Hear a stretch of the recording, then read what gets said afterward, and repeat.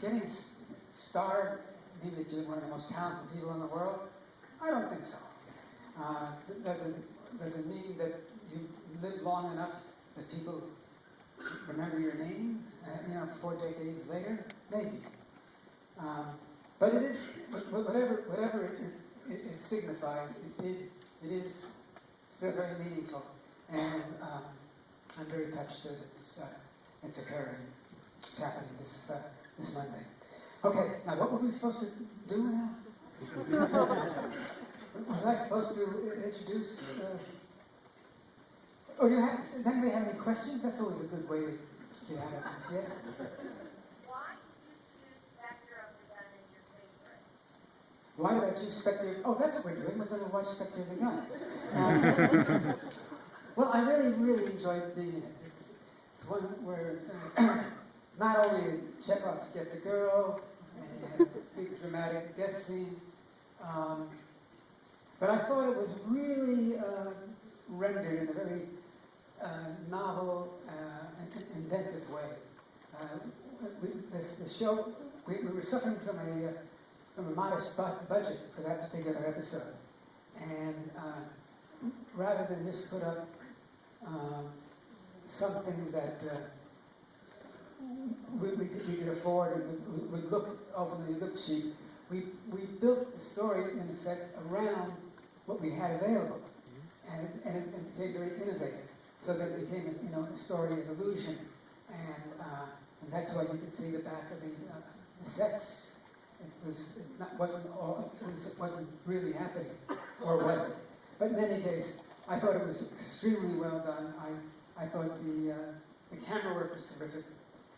There were some shots of the bad guys that were very, very reminiscent of the film. Gunshot will take around a little bit. Yeah, gunfight. The only thing that was wrong with that movie, that episode, was, if you recall, the crew learned that if they don't believe that it's real, it cannot affect them, it cannot hurt them. Now, they learned this after Chekov is shot and killed. So, how do we explain it? I went to the story editor. I don't know, something masochistic. I mean, why want to jeopardize my part? I went to him and said, how is this possible? Chekov does not know that he's not going to die, and therefore he does die. And the story editor said, yeah, we thought about that. Forget it. And they just decided to, let it go. So we did. But other than that, I had a great time. Doing it. Very incidentally, the girl who played my girlfriend, whose name I can't remember, was the real-life girlfriend of a guy that I pulled a caper with in New York when I had no money and I faked an accident, and he was my eyewitness. So it's strange how things work out. The funny thing about that was, I couldn't get anybody. I was in a neighborhood playhouse, and I couldn't get anybody in my class to go along with me. What I wanted to happen was I was going to walk into the street from the building under construction, and a rivet was going to drop and hit me. And I had met with one of the workers who was a childhood friend of mine, and he gave me this 8-pound bolt, and I put it under my jacket, and under my arm, and I went into the... You're not going to turn me in on this, I hope. And I went into the bar next door, and I cut my my cheek with a razor, and I had a newspaper in this hand, covered in blood, and under the jacket here I had the bolt, and I came out, and his name was Hugh Romney, and Hugh had another name. He was a big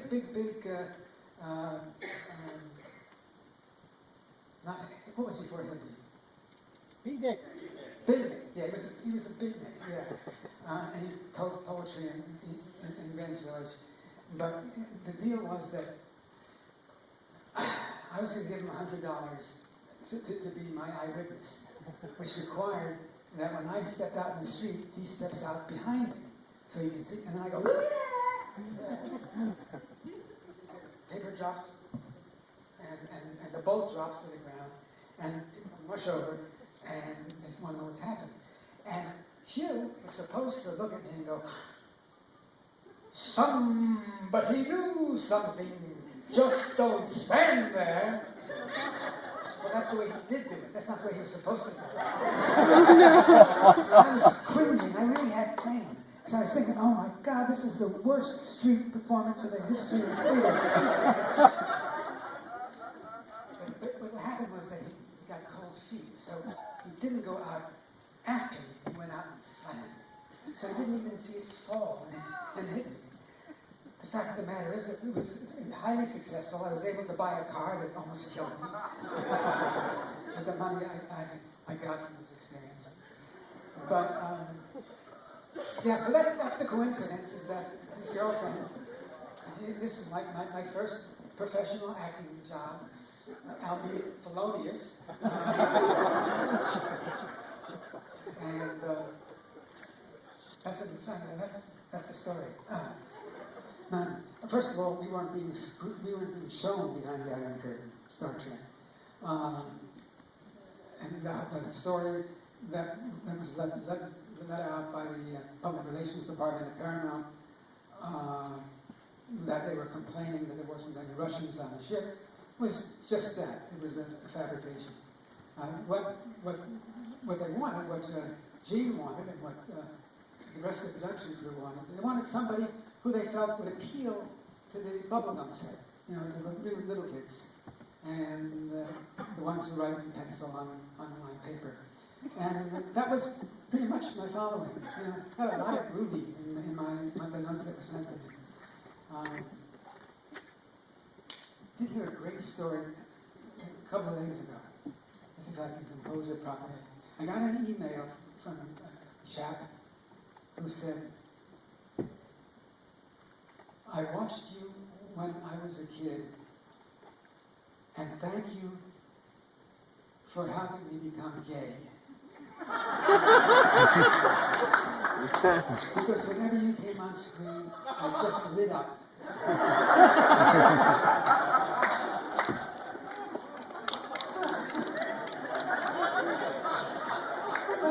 Nice. Anybody else? Oh, yes. What's your hairstyle all based on My hairstyle? My hairstyle came out of Max Factor. I had a wig for the first 6 weeks. I was on the show. You couldn't tell.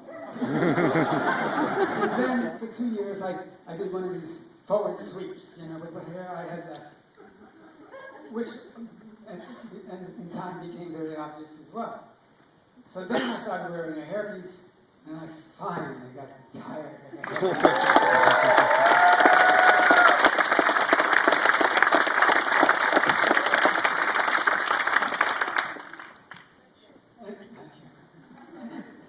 Anyone else?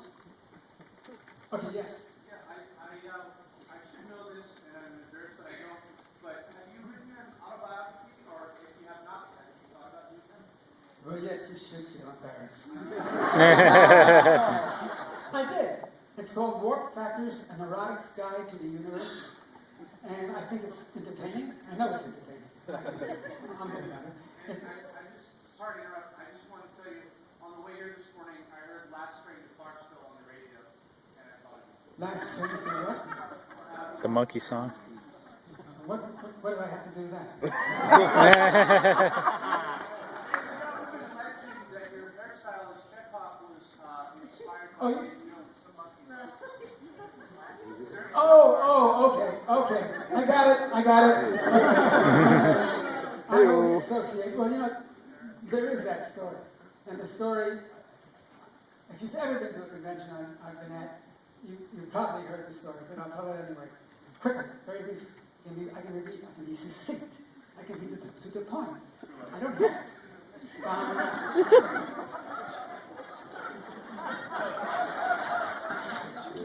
I was at dinner with a bunch of friends of mine who were actors, and there's a sort of an unspoken truth that actors have. If one is working and the people you're with are not, you don't talk about it. You know, it's not cool. It's not cool to be the one who's successful while your friends are obviously in misery and, you know, and impoverished.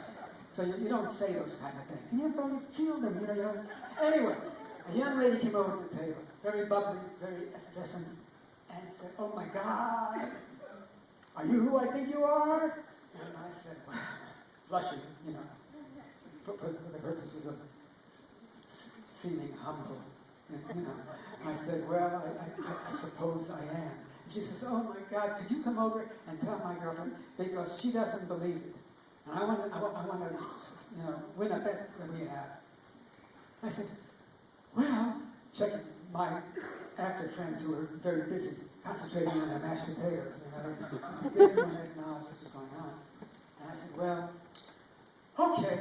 And I started saying, "Oh, and by the way, when we get there, could you sing 'Hey, Hey, We're the Monkeys'?" It's a true story. Okay, I run out. My friend would like to know why you were in Star Trek New Voyages to serve all my data. Okay, I did that because I felt that, you know, we never really explored the character of Chekov. Chekov was an expository character. I mean, he's a character that helps move the plot forward, but we don't really learn a lot about him. He's the guy that says, "Kipling, there's something really bad over there. What do you do?" And then, that's it. You know, that's the story. And then Kirk says, "What?"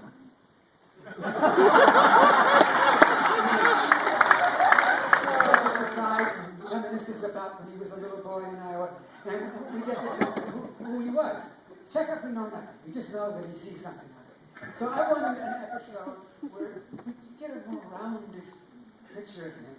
And when the idea was brought to my attention, first up, my friend John Carrigan, who's an English chap who's, I don't think he's here. Yeah, it's back. No, he's not here. And talking about the deadly years as this being a sequel to the deadly years, where, if you recall, everybody grew old except Chekov. And this is the case where the bug or whatever it was, you know, lay dormant inside me for all these years, and now suddenly it's activated, and in the course of 48 hours, Chekov grows old. He goes really very old. And I thought, you know, what an interesting way to, you know, explore his character. How does he deal with it? You know, and I knew there would be, you know, self-pity, there would be anger, there would be, you know, at some point a coming to grips with it. You know, all the things that one goes through, supposedly, you know, when you're in a very dire situation. And Dorothy Fontana wrote it, and she did, and we consulted, and she did a terrific job. And I shot it not because of any money or anything like that, or because I thought it would bring Chekov back to the screen, but because I wanted to complete the circle. I wanted to have some sense that I got this one chance anyway of letting the audience and myself know who this chap was.